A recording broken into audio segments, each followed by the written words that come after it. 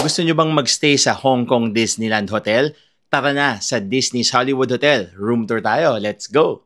Pagpasok pa lang, may open storage na with hangers. Tapos syempre, lalagyan ng sapatos, safe, at yung cute nila na family slippers. Meron tayong full-size mirror dito.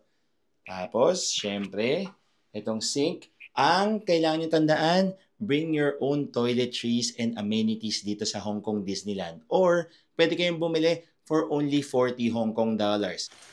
Ito yung kanilang shower and bathtub. Meron na silang shampoo, sabon, at conditioner.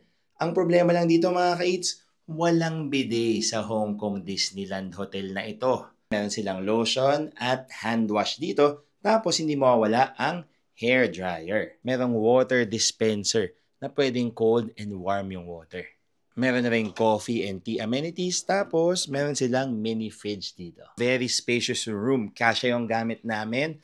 Merong malaking TV, tapos yung Disney details all over the room. Kita nyo naman hanggang dito sa wallpaper, hanggang dito sa throw pillow na ito.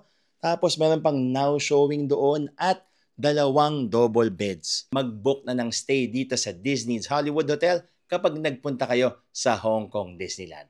Maraming salamat sa panonood mga kids. Until next time, bye-bye!